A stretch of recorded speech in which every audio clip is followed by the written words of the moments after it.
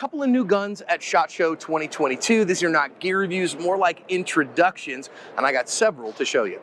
Big Tech's Ordnance is my go-to source for accessories for all your defensive and competition firearms. They have great holsters with accessories for concealment and ship fast at great prices. I'm a proud customer and recommend them without hesitation. I'm starting in a place, if you know me at Active Self-Protection, you know it's a bit odd and very different because we're here at Taurus.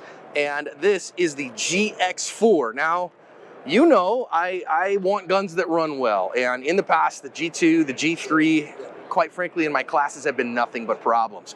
Early reports on the GX4, though, is that it's not total crap. Is that it's actually better than we think it is and is a pretty good gun. Looks very similar in size to a P365 6R. It's just a micro compact 9mm, right? Either 10+1 or 11+1. But tell you the texture is pretty good. Okay, of course, with the 10-round magazine, my pinky is hanging off, so I'm not going to love that. But I wanted to show you something that's kind of interesting here. Is this trigger on this gun is actually out of the box. See if I can get this stuff out of the way from the show.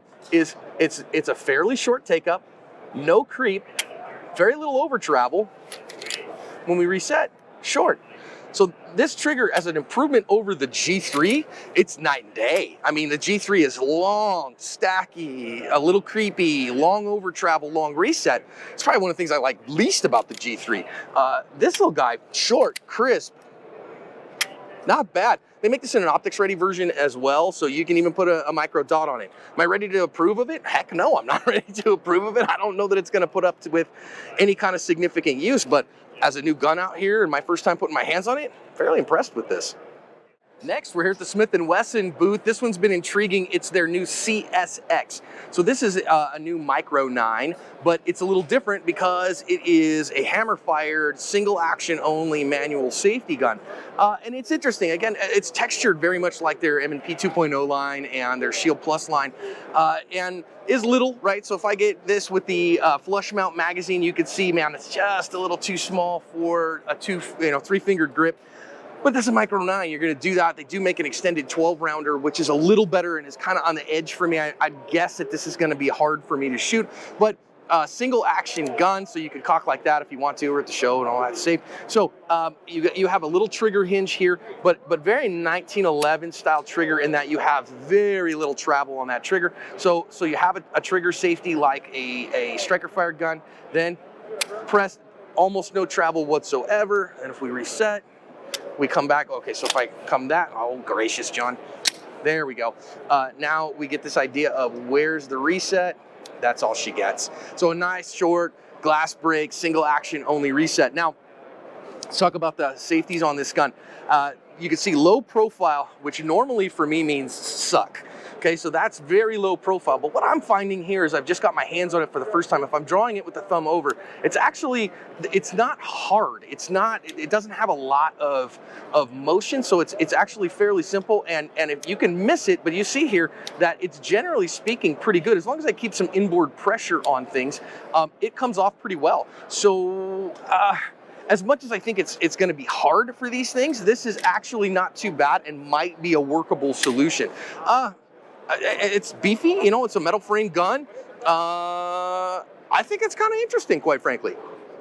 Still at the Smith & Wesson booth, and now we are talking about the Shield Plus, this particular one in the new 30 Super Carry. So they are Smith & Wesson is one who is bringing out a 30 Super Carry Shield Plus when that comes to market. So if you're interested in the 30 Super Carry, this is going to be one of your options. Like the fact that it is optics ready, right? So you have a Shield Plus that is optics ready, so you can put one of the micro dots on it if you want. So I like this trigger. The reason I'm going to tell you that I actually like this trigger from Smith & Wesson is you can see the trigger safety is mounted very high.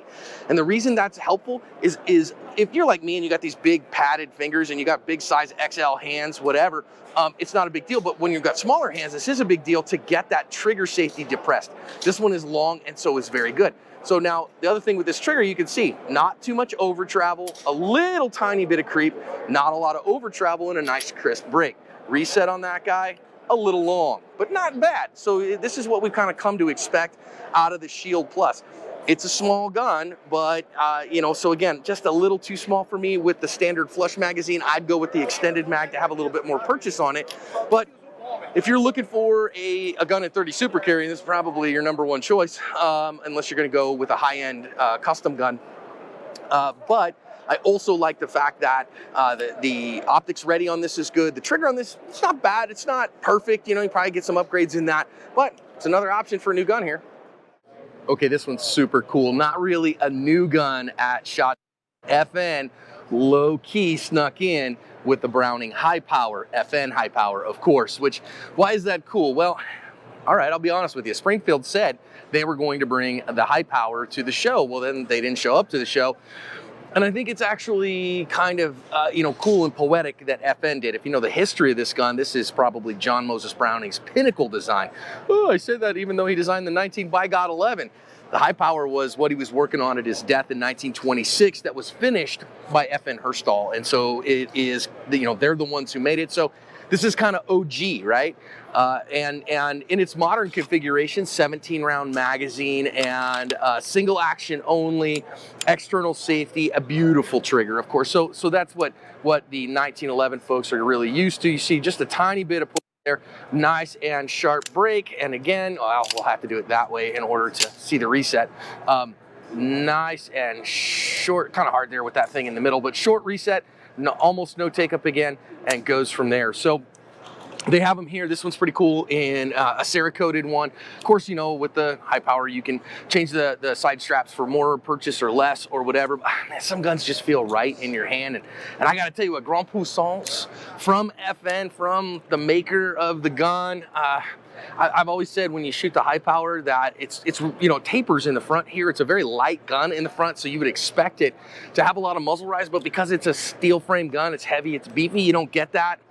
And, it's not all that much newer, but if you were going to carry a 1911, why not carry the pinnacle of that style of design with a Grand Puissance? Finally, one more today, the new VP9 SK-A1.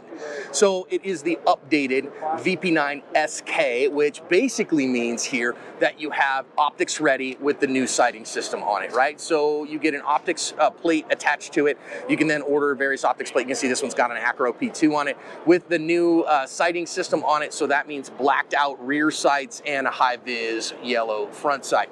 Of course, this one is correctly configured in paddle instead of button, which is delightful. We're going to call this guy the VP9 SKA1, SKA1. And I know when you go on HK's website, you're going to see this as the VP9 SK update or 2022 update. That's hogwash. They should absolutely number their guns and use their nomenclature, which would make this the VP9 SKA1, or the SKA1 as we are going to call it. So right now it's got a 13+1 magazine inserted. You got a flush mounted 10. You get a pinky extended 10. This is a 13, which I like better. It's just as, I think just as concealable, but gives you 13+1 in the gun.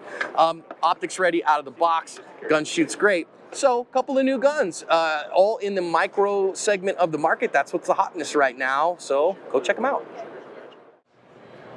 And let's be real, if concealed carry is less of a problem and open carry is your thing, why not a 6x6 with a full auto 50 cal on it?